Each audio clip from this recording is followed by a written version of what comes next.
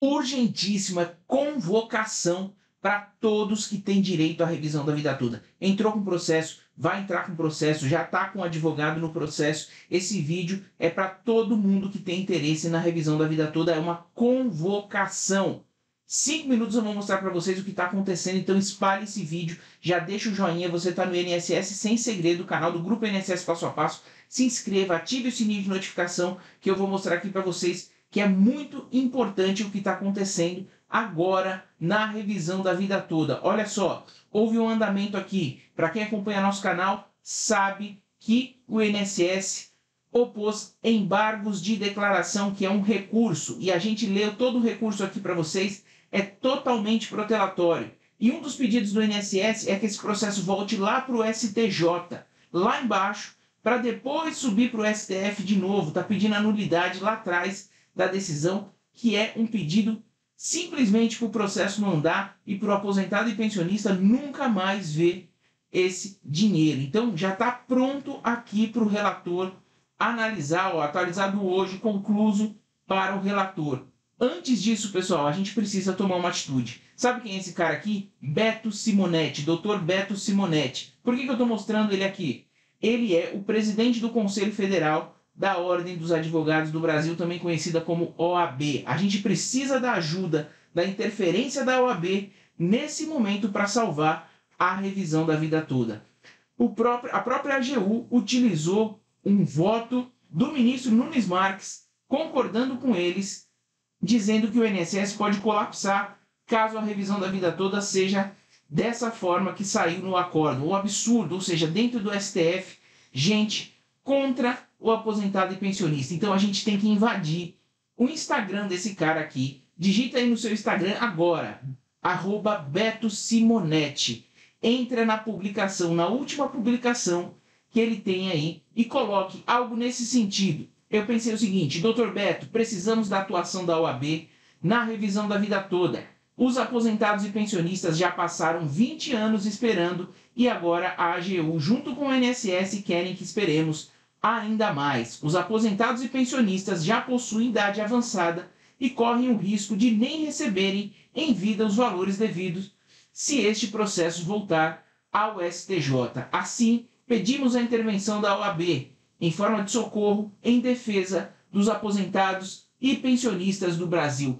Entre agora. Se você concorda com esse pensamento aqui, se concorda com esse texto aqui, entre agora. Vou mostrar aqui para vocês. @Beto Simonetti.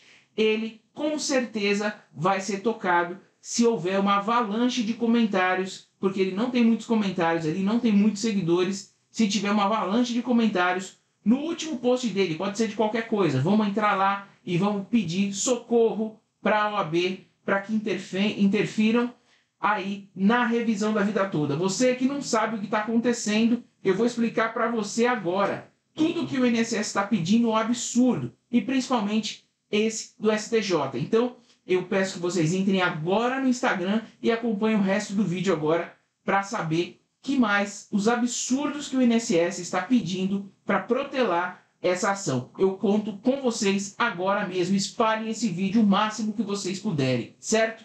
Vamos lá. Direto do site do STF, aos 45 do segundo tempo. Petição, embargos de declaração, dia 5/5/2023, às 21h39. É isso mesmo, o INSS, no finzinho do prazo, foi lá e entrou com uma petição de 24 páginas. É isso mesmo, pessoal, um chororô danado, dá até vergonha, mas tem coisas que preocupam. Então tá aqui o início, tá? O pedido, Instituto Nacional do Seguro Social pedindo embargos de declaração. O que é isso? É um recurso que visa suprir alguma omissão ou alguma situação que não ficou muito clara no acórdão, na decisão do STF. Então, muitas vezes esse recurso é protelatório, ele deixa ali só para enrolar um pouco mais a conclusão do processo. Só depois disso que ele vai transitar em julgado. Então, entrou com embargo de declaração e conseguiu aí 24 páginas de chororô. Vamos lá.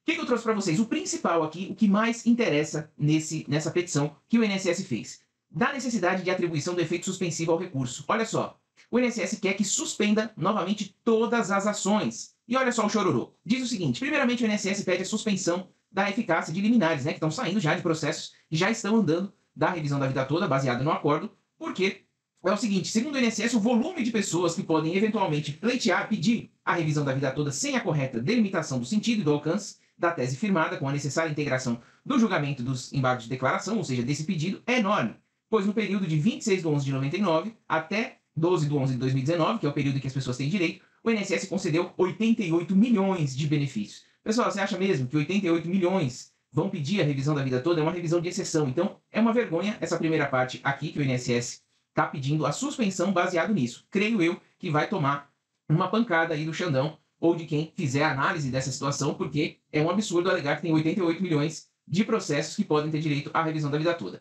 E aí ele continua e diz que há um risco com esse cenário de um colapso no atendimento dos segurados pelo INSS, se é, né, como se já não tivesse colapsado, mas ele já aí quer culpar a revisão da vida toda por isso, em razão do incremento exponencial do número de pedidos de revisão, que naturalmente ocorrerá devido à grande repercussão do tema na mídia. Já houve repercussão, já saiu no dia, não tem nada disso. Diante desse quadro, vê-se que a aplicação imediata da tese formulada, né, no acórdão, que já saiu, ou seja, já conceder a revisão da vida toda, pode levar a pagamentos indevidos e extrapolar a capacidade de atendimento do INSS, ou, no mínimo, causar um enorme trabalho, retrabalho consistente em revisões e deferimentos do acórdão, né, embargado. Enfim, e o INSS também traz a questão de que não tem como, não tem sistema para fazer essa revisão. Ou seja, problema do INSS, deu um jeito, né? O segurado que esperou por 20 anos não tem culpa disso. Enfim, essa é a primeira parte do chororô, não quer dizer nada, não vai tirar o direito de ninguém, eu tenho certeza que eles não vão suspender. Omissão a respeito da decadência e da prescrição. Aqui o INSS diz que na decisão não foi nada dito sobre decadência e prescrição, e que tem muito se falado sobre isso, né? Inclusive ele cita aqui vários sites jurídicos que estão ventilando essa possibilidade de dar entrada pessoas que já têm o benefício recebido por mais de 10 anos. Então, ele pede que o STF se manifeste a respeito disso, ou seja, vai ter direito só quem tem 10 anos, né, 10 anos ou menos de recebimento de benefício a contar do primeiro pagamento recebido, e também a questão da prescrição. A prescrição é o seguinte, pessoal, chama-se prescrição quinquenal, ou seja, 5 anos. Se você recebe o benefício há 8 anos, por exemplo, da data que você entrou com o processo, você só vai receber 5 anos para trás. Você não recebe e nem paga também, né? Caso você tenha um processo do Estado contra você, essa prescrição quinquenal, ela te favorece e também ela pode te prejudicar nesse caso. Então serão 5 anos para trás. E o INSS quer que o STF se manifeste com relação a isso. Mas tem uma surpresa com relação a isso. O INSS quer que fixe os 10 anos, mas com relação à prescrição quinquenal, não quer pagar os atrasados. Eu vou mostrar isso para você já já. Aqui ele fala da omissão sobre o divisor mínimo de 60%, em que ele diz que um dos reflexos mais evidentes é dar margem a segurados que não tiveram melhores contribuições antes de julho de 94 para se utilizar dessa tese. Isso aqui, pessoal, nem vale a pena perder tempo com relação a isso, porque a revisão é uma revisão de exceção. Só quem tem direito mesmo, quem vai se beneficiar, é quem teve contribuições maiores antes de julho de 94. Então isso aqui também foi mais para encher linguiça, eu não vou perder tempo com isso. Estou trazendo só o filé aqui para vocês, em português bem claro, para vocês entenderem. Da necessidade de adstrição do pedido. Esse aqui é muito preocupante.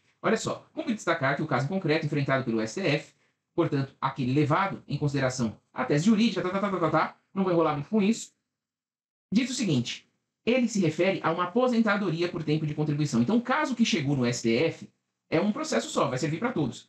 Foi uma aposentadoria por tempo de contribuição.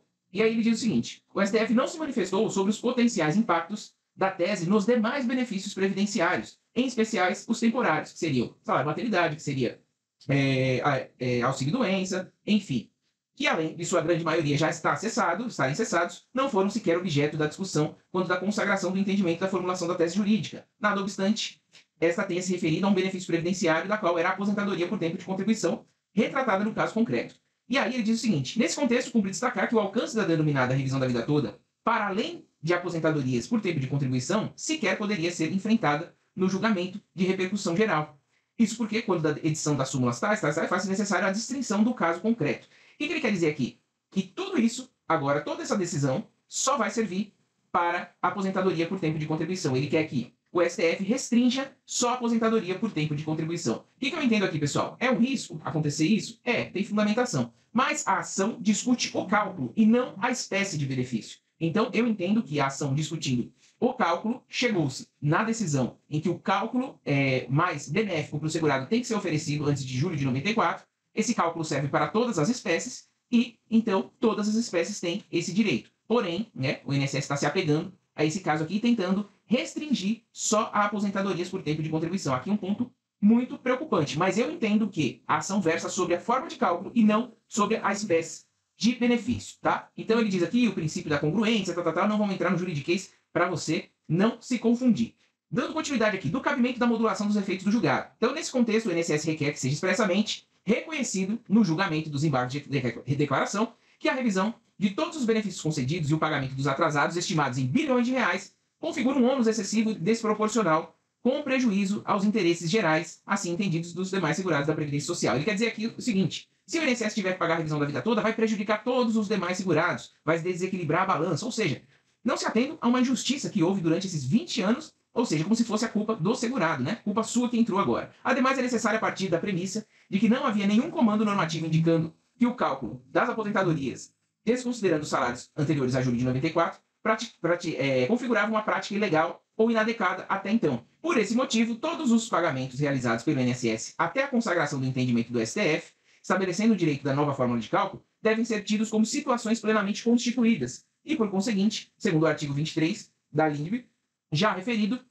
devem permanecer inalteradas à luz da nova orientação. O que ele quer dizer com isso? Dessa forma, os benefícios previdenciários calculados, pagos e já cessados não devem ser alcançados pelo novo entendimento. Então, ele já elimina o que não é, ele pede a eliminação do que não é aposentadoria por tempo de contribuição. Aqui ele já pede a eliminação dos benefícios que já foram cessados, ou seja, jamais uma leva ele está pedindo para que seja eliminado. E aqui ele diz o seguinte: tal situação resta ainda mais evidente nos casos de benefício por incapacidade. Aqui ele entra na questão do benefício por incapacidade, que são aposentadoria por invalidez e também a questão do auxílio doença, certo? Então ele pede aqui, só resumindo para vocês, aposentadoria por tempo de contribuição e os benefícios já cessados e os benefícios por incapacidade para tirar do direito da revisão da vida toda. Dos impactos da tese da necessidade de modulação. Aqui, são diversos os fatores que levam à necessidade da modulação. Ou seja, o que ele quer dizer com modulação? Adaptar a decisão para que o INSS possa cumprir e que enxergue a realidade do INSS. E aqui ele utiliza o próprio STF contra o próprio STF num voto do ministro Nunes Marques. Lembrando, Nunes Marques foi contra os aposentados e pensionistas. Além disso, o impacto nas contas públicas há um impacto administrativo expressivo, conforme relata o voto do ministro Nunes Marques. O ministro Nunes Marques colocou assim no processo, abre aspas, o certo é que se estima em dezenas de milhões de pedidos administrativos de revisão, muitos dos quais não teriam embasamento, mas precisariam de resposta. Isso tem o potencial de colapsar o atendimento do INSS. É uma vergonha o ministro Nunes Marques colocar isso no processo, votando totalmente contra os aposentados e pensionistas e chutando aqui, né? Sem saber números exatos, né? E acreditando no INSS nos 88 milhões de processos. Também o Centro Nacional de Inteligência do Conselho Federal de Justiça, na nota técnica tal, alerta para o risco de colapso da autarquia. A autarquia já está colapsada, então, enfim, não é culpa do segurado que esperou 20 anos. Decorre de tudo que, quando se expôs a necessidade de que, no caso dos autos, a modulação dos efeitos coloque os casos em trânsito em julgado até 13 de abril, fora do alcance do novo entendimento. Aqui, outra exclusão. Se você entrou com a revisão da vida toda, e aí o juiz extinguiu seu processo, transitou em julgado, ele está aqui pedindo para que não se permita mais uma nova entrada com relação a isso, uma ação rescisória para reabrir esse processo, para extinguir também quem tentou. Um absurdo, né? Porque não tinha um entendimento ainda, mas ele pede que processos que transitarem em julgado até 13 de abril sejam extintos e, de igual forma, as rendas mensais quitadas com base no entendimento anterior, em especial dos casos de benefícios concedidos e cessados, por configurarem atos jurídicos perfectibilizados, sob o entendimento anterior, não devem gerar direito a diferenças. Em outras palavras, o que o INSS pede, no tema 102, que ele tenha efeitos prospectivos em relação às parcelas devidas, garantindo, contudo, o direito de requerer a revisão da renda mensal sem pagamento de atrasados, desde que respeitada a decadência. Olha que absurdo. Respeita a decadência, ou seja, não pode pedir com mais de 10 anos e não recebe o atrasado, que é a prescrição, né? Os 5 anos para trás. Em conclusão, ele diz aqui, para a preservação da segurança jurídica, em razão do impacto da nova tese de repercussão geral sobre as contas públicas, bem como levando em conta os limites da capacidade administrativa do INSS, é necessário modular os efeitos do tema 102, olha só, para que tenha eficácia prospectiva, ou seja, dali para frente, com efeitos a partir de 13 de abril, excluindo-se expressamente, preste atenção, a possibilidade de revisão de benefícios previdenciários já extintos, ou seja, que já cessou, a possibilidade de rescisão de decisões transitadas em julgado, porque a rescisão é reabrir um processo que foi negado já, então, com base na nova decisão, ele não quer também isso, a impossibilidade de revisão e pagamento de parcelas de benefícios quitadas à luz e ao tempo do entendimento, então vigente, vedando-se por consequência o pagamento de atrasados. Olha que absurdo. Então, quer que se pague do processo para frente, não se paga atrasado. E mais, pelo que eu entendi aqui, ele quer que pague de 13 de abril para frente, que é a publicação do acórdão, né? E não de quando entrou com a ação. Um completo absurdo esse pedido. Até aqui, pessoal. O que preocupa? O pedido de exclusão de outros tipos de aposentadoria e de outros tipos de benefício, pedindo só para que a aposentadoria por tempo de contribuição seja considerada, e o pedido de exclusão dos benefícios já cessados e também dos benefícios por incapacidade. Esses pedidos preocupam. Então, aqui vem o final, os requerimentos. São 24 páginas que eu resumi aqui para vocês, tá, pessoal? Então, por isso o vídeo é um pouquinho mais longo. Mas olha só, eles pedem, por final, a suspensão dos processos que tramitam em qualquer vara ou grau de jurisdição que tenha como objeto a tese da revisão da vida toda, ou seja, suspende tudo porque eu não tenho condições de dar conta da revisão da vida toda até que esse embargo seja julgado. A anulação do acórdão, né, do STF, isso aqui eu nem me ative, mas eles querem anular o acórdão lá do STJ e aí voltar o processo lá para trás, enfim. Só protelatório mesmo, não vale a pena a gente perder tempo com isso.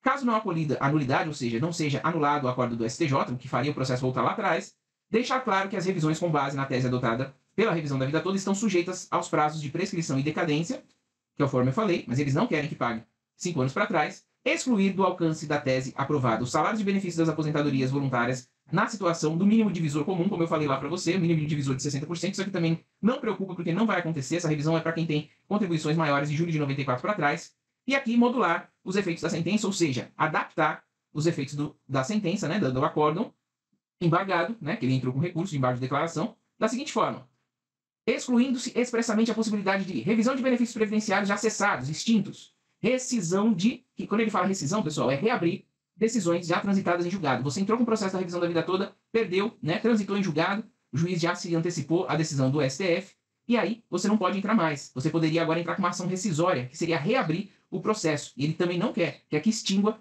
esse direito de reabrir o processo com base na decisão do STF. E aqui a revisão e pagamento de parcela de benefícios quitadas já, né? Ou seja, você que já vem recebendo, vedando-se consequentemente o pagamento das diferenças anteriores a 13 de abril de 2023. Ou seja, sem atrasados até 13 de abril de 2023. Todo mundo que está com o processo da revisão da vida toda, não importa o tempo, receberia só de 13 de abril de 2023 para frente. Um completo absurdo. O que vai acontecer agora? Você que chegou aqui até comigo, deixa aquele joinha. O que vai acontecer agora? O STF vai se manifestar, vai ter uma contraminuta a respeito disso, os ministros vão se manifestar a respeito desses embargos de declaração, muita coisa aí é protelatória. A gente espera que venha uma decisão agora do STF muito rígida, botando o INSS para fazer efetivamente cumprir a revisão da vida toda, porque esse embargo aqui é protelatório, cabe litigância de má-fé, que é você dar entrada em um recurso simplesmente para você protelar, para você jogar o processo lá para frente e evitar que a sentença seja cumprida. Enfim, a gente espera uma decisão muito séria do STF agora, uma resposta com categoria para que o INSS não brinque mais, principalmente com esses dados absurdos que colocaram aqui. Preocupa aquelas questões que eu falei? Preocupa, mas vamos aguardar. Então, você que é novo aqui, se inscreva no canal, ative o sininho de notificação, a gente vai acompanhar assim que sair a decisão final do STF, vai haver o trânsito em julgado e a gente vai trazer tudo aqui para vocês. Se mudou alguma coisa, se não mudou, mas o direito em si da revisão, isso não muda, tá? Muda o que ele pode, o que ele pediu aí, pode mudar, é extinguir uma parcela